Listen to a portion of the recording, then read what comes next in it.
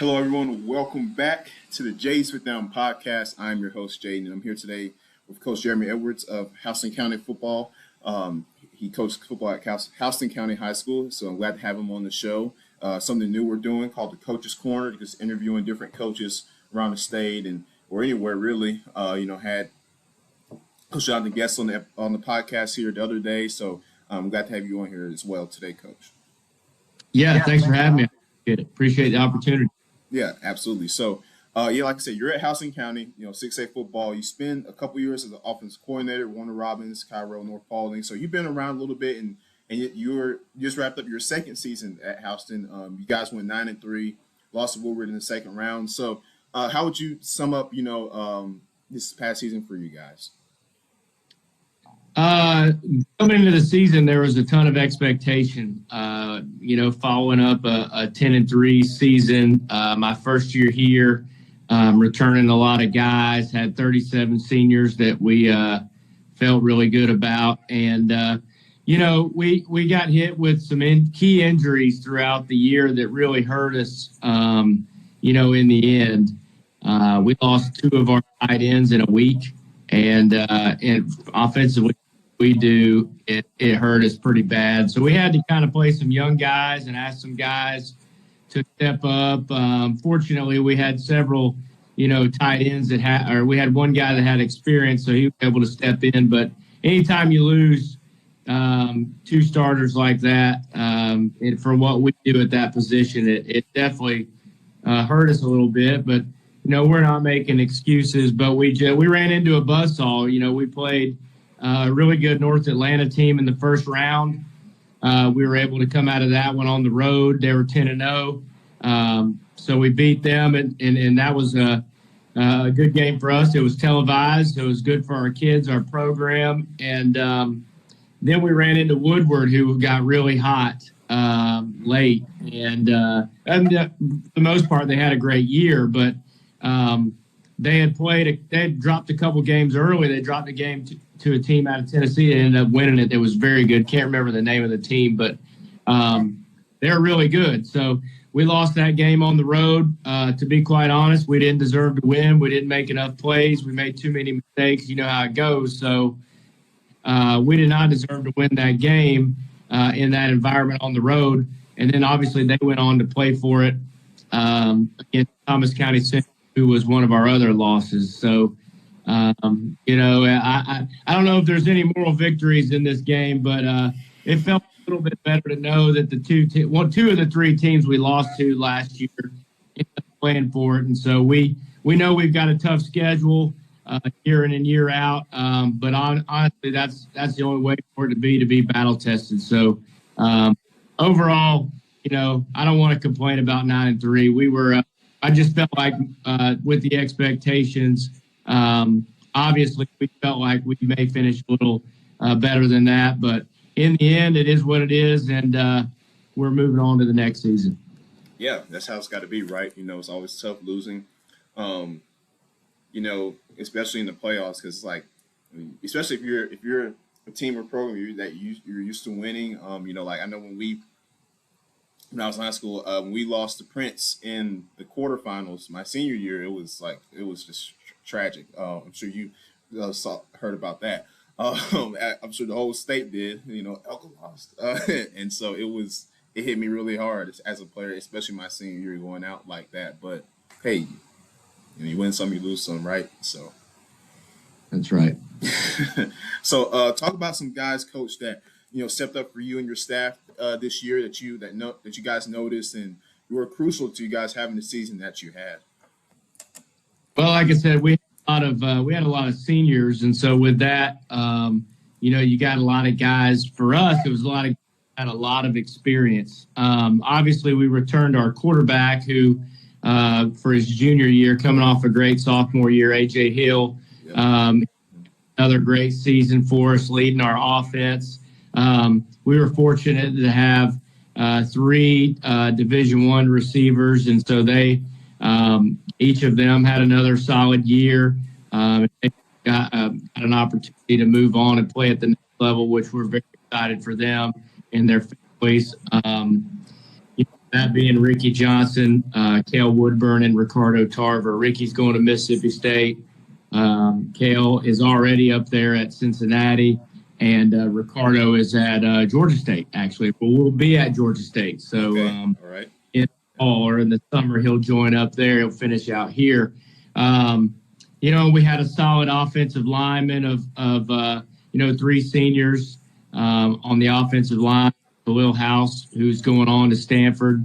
We've got Jeremy Blute, who is going to who's signed with the Air Force, and then Luke Wilhide, who is another that played a lot of snaps for us over the last 2 years. So, we returned, and our running back Ryan Talib was a 1,700-yard rusher, and so we had a lot of talent on that side of the ball, and they did a great job this year of buying into our system and doing what we do. Obviously, Coach, there's things you wish you would have done different. A call here, a call there, that always happens. It haunts you. But and then defensively, we really stepped up this year.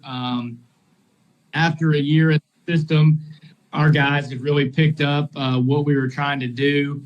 EJ Nobles was a senior linebacker for us. Is kind of the heart and soul of our defense. He had a phenomenal season. An undersized guy, just a great high school football player. Hard to hear for him. He's not real big in stature, but got the heart of a lion. Just absolutely played his heart out for his team, for his community. We had some guys in the secondary that were very good for us. Jakari Brown, that's going to go on to Georgia Southern. Darius Patterson at Hill, a Division II team up in Pennsylvania. And we had 7 defensive linemen that we rotated well. So some names, I'm sure I hate that, but honestly, that I was very proud of the progression from year 1 to year 2 with those guys. And then special teams, we were very solid all year as well with our kicking game. And so for that, we just got to build off of that. Obviously, we got some guys that we got to replace this coming year, but feel really good about our winter workouts and how they're going right now. And I feel like it's up to kind of carry the torch. Absolutely. So, like I said, Coach, you've been in a couple of different offenses, and so moving around, and especially like now how football has transformed and offensively, and how because you see it on every level, high school, college, and pro, like offenses is becoming more spread, more passing. It's just different, now than it was some years ago. So talk about that and having to kind of adjust, as you've gone throughout your coaching career here, and how your offensive philosophy is at Houston County, how you do things. Yeah, when I first started coaching, I was introduced to the wing tee, and so we did the wing tee for a couple years. And then the spread became very popular, especially in the state, with 2 guys that kind of spearheaded that, one being Chip Lindsey at Lassiter and Rush Probst at Colquitt County. Both of them had ties to Hoover, and that's where it kind of started. And at least for high school, it got really big in this state around that time of around 2000, really 8, 9, 10. And everybody was doing it. And when that happens, it catches fire and everybody wants to do it. We all went to the Tony Franklin Clinic and learned all the concepts and, different way of playing. And it was exciting. We're getting kids out of the hallway. It was kind of like basketball on grass. And so you could get a kid that didn't want to go block as a receiver because you're going to throw him the rock. And so, we did that for a good portion of the beginning of my career, and just kind of really around 14, 15, it became where defenses caught up. They were starting to catch up. There were a lot of odd fronts and doing some different things to bring pressures and things that kind of changed the way that we had to think. And so it became cool again to use a tight end. So yeah, started using tight ends, getting to 11 personnel, even 12 personnel with 2 tight ends. And, started really putting an emphasis on the run game, and then the RPOs became a big deal here in football. And so you're reading extra hat in the box. If you get numbers, you're going to run it. When they drop that extra hat in there, you read him when you put a route behind him. And so we started doing that, and then we started really ramping up our tempo and playing with some pace when it comes to the way that we get lined up and our mechanics in between snaps. Everybody talks about playing fast, but there's a way to try to make that happen. Obviously, the refs got to allow you to play fast. Yeah, right. I'm over the ball, but we try to talk to them about allowing us to kind of don't slow us down if you can help it. And so we train our guys on how to get the ball to them quickly, and so that they can get the ball spotted and we can play. And really, it was we're kind of a spin off of the old Baylor Art Briles system. Super wide split, vertical run game, vertical pass game. I'm very fortunate I got a quarterback and just sling it all over the place. Yeah, and we have and guys that can run. So it's all about players. Scheme is overrated. Everybody wants to talk about new cool plays, and we're very simple what we do. And to be honest with you, I take that as a compliment. Yeah, I mean, like you said, scheme is overrated. I think a problem that a lot of coaches and a lot of teams have is you especially see this at the professional level, but they try to you're not gonna be able to out scheme everybody, and you're trying to for example, like you look at the Rams and back when they were in the Super Bowl a couple of years ago, and Sean McVay said himself he was trying to out scheme Bill Belichick, and he was trying to do all these things. Like, no, dude, just line up, make it simple, and go play football. You've got the players to do it, and that's how it should be. When you got the players, no matter if your offense is if your offense is simple or if it's elaborate schemes, whatever, if you have the players, it can work. It'll work, So I think that people fail to realize that football is not that complicated when you think about it.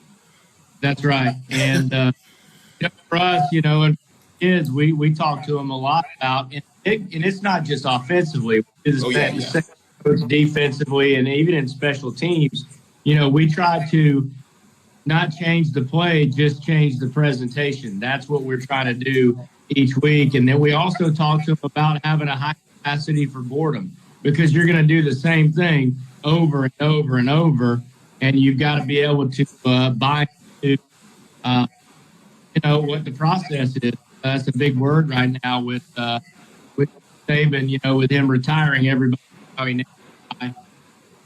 but it's true. Don't worry so much about the outcome. You do things every day to try to get better, and so that's just the approach that we try to take. Yeah, right. Yeah, absolutely. The process, trust process. And like I said, when you getting bored with what you're doing, because I get bored with with the offense or whatever it is that you're doing, because at where we ran power counter just almost every other play, and it worked. So I'm sure so it was but why run anything else when it's working, right? It worked. So it's just a matter of that. But you talked about AJ Hill. He's your star quarterback, one of the best quarterbacks in the state, the country, even. And let's talk about what he brings to the table for you guys and why he gets the interest that he gets. He's getting from these colleges and everything like that. Talk about how special he is. Well, obviously, if he walks into the room, he's hard to miss. He's all of 6'5", probably around getting close to 220. So he's putting more weight on, but he's all of 6'5", 4.5. He can make all the throws. He's got arm. Some of the things that he's trying to do right now in the offseason, I know, is working some, his footwork and working some mobility stuff. If you ask him, he's a dual threat guy. Right. They all want to be, Cam Newton. I know that I guess I'm kind of dating myself. Cam Newton's sort of getting old now, but Um, he likes to move around the pocket, but he's just someone that's got a lot of attention since he was really in eighth grade. He's got an uncle that plays for the Cincinnati Bengals, Trey Hill, Yeah. and he's exposed to big time football and recruiting and all that. Really, all of his teenage life and even young. So he handles everything very well. As far as he's very poised when coaches come in and talk with him. He doesn't get rattled by TV games or any of that stuff. He's always very even keeled. I think that is a strength of his that helps him in high pressure situations. And just a gunslinger, really. I mean, there's not anything that he really can't do. So I'm super proud of him. Obviously, we got him back for another year, so we're excited. And at least offensively, we always build our quarterback. So he allows us to do a lot more than probably I've ever been able to do with. Yeah, I mean, and you watch him on film. I mean, like you said, he's a gunslinger. That dude can throw the football. And and like you said, he's 6'5", almost 220. So that's gonna get you a lot of college interest. But he's a great player as well. Yeah. Because I mean, but now what a lot of coaches look at though is those physical attributes, those measurables. However, he can play too, right? So. Right, 100%. But yeah, so that's great. And I'm looking forward to keeping up with you guys and seeing him next year. But so, Coach, talk about I know you're big on Jesus Christ. So, Coach, talk about how you try to implement that in the program and how big that is in your life, to your players as well. Talk about that. Well, I've always been a believer. Since I was young, I've always been a believer. And growing up, we were the family that would go to church on Sunday morning, evening, and Wednesdays, right? Yeah. Always involved, super involved. And I kind of lost my way, Coach, for several years. I guess I lost. Is that the word to use? I really felt lost, but I really didn't know anything about it.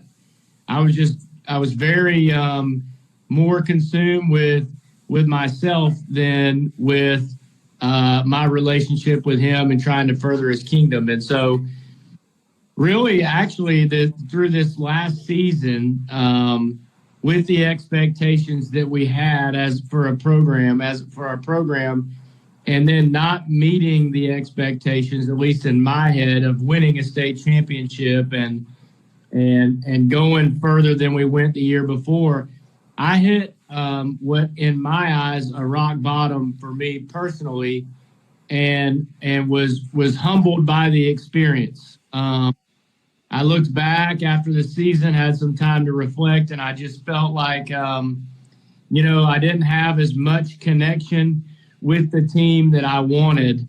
In the off season, we do a great job of our character building, character ed, our preaching our core values and preaching our program drivers, what we want to be about. Obviously, it's a public school, so we have to. We can't deep dive into the word per se, like you can maybe at a private school, but we do pray before the games, and I think that really over the last year, I haven't been as great as an example as a Christian, at least for my players. And so after this season, I really took some time to kind of reflect on our season, to reflect on where I'm at personally.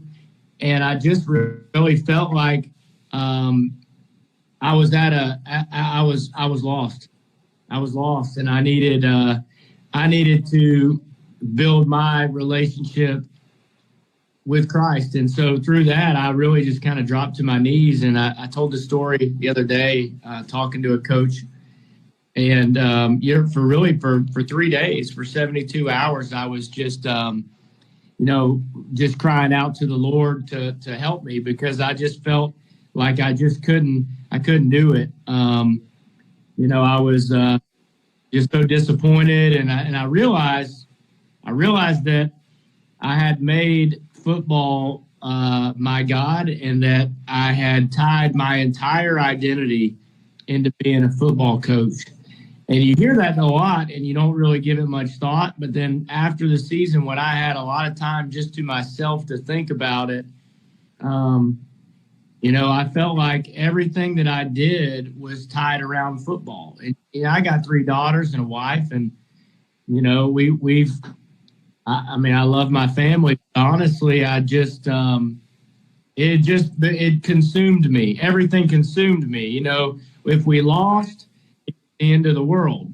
And I took a while to get over that loss, and then when we won, it was never enough, because maybe we won and I did things and acted and said things that I regretted. And I've done that. I've pondered that throughout my career. You just get yourself so ramped up. And so I really leaned on the Lord to try and help me, be a better reflection of what a Christian should look like for my players, for my daughters, to lead my family, as well as to lead this program. And so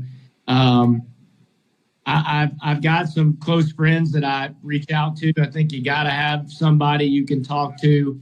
I've talked with my staff about it when we had our postseason staff meetings, and collectively, we're on a different path. Obviously, the goal is to win the region, win the county, win the region, win the state championship. But we want to make sure we're impacting lives in a positive way and leaving a legacy of positivity and giving them an opportunity, if they ask, to talk about Jesus with them. And I've got an open door policy, and I've shared some of this with my team.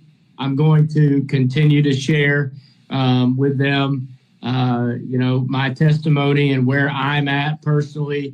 I just feel like I don't want to live. I'm never going to be perfect. We're none of us are. We're always mistakes, but I think that I'm at a place right now in my heart to where I'm at peace, and that I can move forward, knowing that even if we don't win, that things are going to be okay. And ultimately, we're all going to, not coach anymore. And so I think that it's more important to show people the right way to act and be a great example for these guys, especially, we've got guys that some of them don't have, a dad, or some of them only have a dad. There's not a mom around or whatever. And so we've got a huge platform.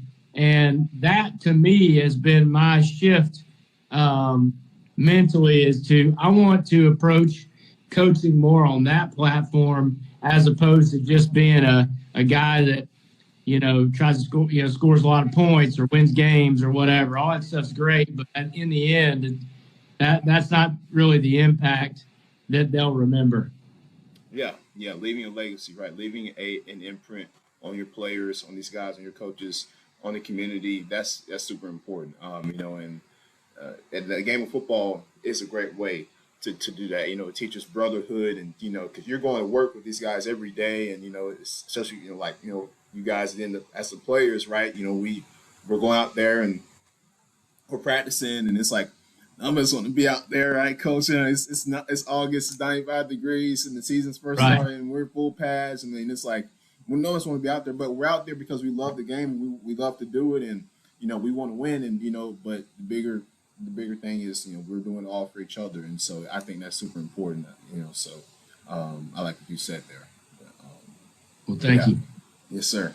So yeah, coach. Like I said, thank you, for that, and thank you for coming on the show and here on Jay's With Down and giving us insight how you do things at Houston County. And I wish best of luck to you guys this upcoming season. And it'll be fun to keep up with you guys. So good luck to you. Yes, sir. Thank you. Good to meet you, man. Yes, sir. So you have a great day, Coach. All right. Good.